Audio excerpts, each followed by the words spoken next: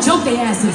Latinos, Latinos, Latinos! Cardi B's a proud Latina and wants everyone to know it, taking a firm stance against ICE on opening night of her Little Miss Drama tour. I got some bear mace in the back. So Cardi B just went to war with ICE and brought up the Epstein files. But then the internet said, wait, what about your crimes? And sis, the receipts they pulled out?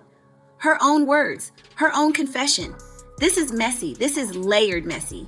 And it just got a whole lot worse. February 11th, Palm Desert, California, opening night of Cardi B's Little Miss Drama tour. And the drama came immediately. She's mid-performance of La Cucaracha, crowd going crazy, and then she stops everything. Full stop, dead silence, and says, quote, bitch, if ICE come in here, we gon' jump they asses. I got some bear mace in the back. They ain't taking my fans, bitch. Bear mace, not pepper spray, the stuff you use on actual grizzly bears. And she's talking about federal immigration agents on camera in front of thousands. Now, before y'all ask why, let me set the scene because this didn't come from nowhere. 3 days earlier, Cardi was on stage at the Super Bowl with Bad Bunny. And if you know Bad Bunny, you know he's been vocal about his anti-ICE stance. That performance had coded messaging all over it. December 2025, Cardi performed in Saudi Arabia called America Ghetto, got into it with VPJD Vance after he tweeted Nicki greater than Cardi. Messy times. But here's the thing. Back in September 2025, she told Billboard she was done with politics, said she learned her lesson after the Kamala Harris endorsement backlash. She was supposed to be staying quiet, so what changed? January 7th, 2026, Minneapolis. Renee Nicole Good, a mother of 3, shot and killed by ICE during a raid. The whole country erupted. The ICE out movement went viral. Celebrities started speaking up. And Cardi? She's from the Bronx, got immigrant family, been anti-Trump since day one. So when she got on that Palm Desert stage, she wasn't playing, she was activated. Next day, February 12th, the Department of Homeland Security, quote, tweeted TMZ's coverage and said, as long as she doesn't drug and rob our agents, we'll consider that an improvement over her past behavior. They went there, brought up her stripper past, the time she admitted on video to drugging and robbing men when she was broke before fame. They said it with their whole government chest on Twitter. I had to go straight. I had to go, oh yeah, you wanna me? Yeah, let's go to this hotel. And I drop up and I rob them. That's what I used to do. Most celebrities would have logged off, called their team, issued an apology. Not Cardi. Same day, same day. She fires back. If we talking about drugs, let's talk about Epstein and friends drugging underage girls. Why y'all don't want to talk about the Epstein files? She said Epstein files to the Department of Homeland Security, the same government that had Jeffrey Epstein in custody when he mysteriously died, the same government that's been real quiet about those documents with all those powerful names. Cardi said, if we exposing past, let's expose all the past.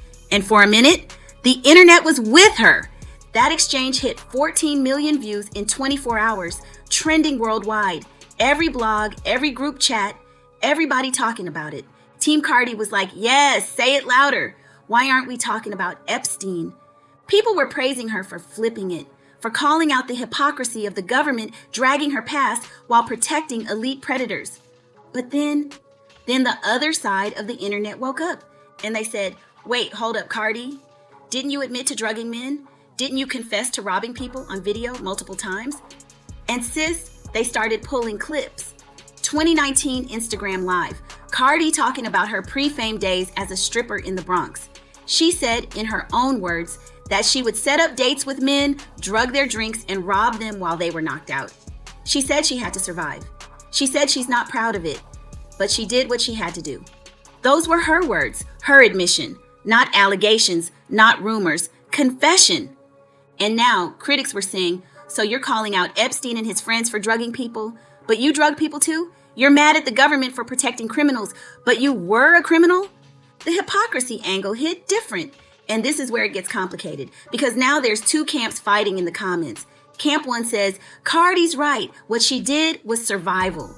She was a broke stripper in the Bronx trying to eat. What Epstein did was elite, organized, systematic abuse of children with government protection. These are not the same thing. Y'all always try to equate poor people's survival crimes with rich people's evil. Miss me with that. Camp 2 says, crime is crime. Drugging someone is assault. Robbery is robbery. You can't call out other people's crimes while you got a whole confession on the internet. And the fact that she's never faced consequences, never been arrested, never apologized to her victims, that's the definition of hypocrisy. She better tread lightly before someone really digs into her past. And that phrase, tread lightly, started trending on its own. Because here's the thing nobody's saying out loud. Cardi just picked a fight with the federal government, and if they wanted to, they could reopen her case. They could find those men she robbed. They could press charges. Statute of limitations on robbery in New York is 5 years. But if she committed those crimes in 2015 to 2017, that clock might not be up yet depending on when it was reported. She opened Pandora's box. But let's keep it a buck. The people dragging Cardi for hypocrisy, a lot of them don't actually care about her victims. They're using her past to discredit her current point. It's a distraction tactic. Classic whataboutism. Because Cardi bringing up Epstein, that was valid. The government protecting powerful predators while criminalizing broke people is a real issue. But now, instead of talking about ICE's tactics or Epstein's files, we're talking about Cardi's confession from 2019. The conversation got derailed. And whether that was intentional or not, it worked. And that's when the tread lightly warnings started coming from everywhere. Political commentators saying she's playing a dangerous game. Legal analysts saying she just put herself on the radar. Even some of her own fans saying, Cardi baby, maybe sit this one out. Because here's the reality. The current administration does not play. Trump's back in office. Immigration enforcement is at an all-time high. They're making examples out of people. And Cardi just became a big, loud target. If ICE wanted to show up at her next concert, they could. If DHS wanted to launch an investigation into her past crimes, they could. If the government wanted to make her life difficult as a warning to other celebrities, they absolutely could. And the craziest part? She gave them the ammunition. That Instagram live confession, that's evidence. Admissible in court if they wanted to pursue it. So when people say tread lightly, they're not playing. They're saying, you just went to war with people who have power, resources, and receipts on you. Let's zoom out for a second. This isn't really about Bear Mace or Epstein or even Cardi's past. This is about power and who gets to have a voice.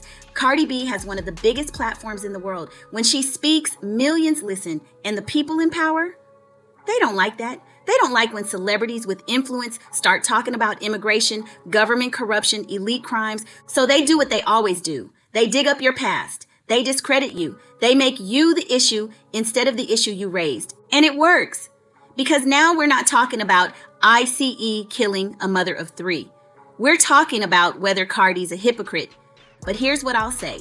Even if Cardi's not perfect, even if her past is messy, even if she did terrible things to survive, that doesn't mean she's wrong about Epstein. It doesn't mean she's wrong about ICE. It doesn't mean she's wrong about the government protecting powerful criminals. Two things can be true at once. So where does this go from here? Cardi's got 6 more months of tour dates. The election cycle is heating up. Immigration is the issue.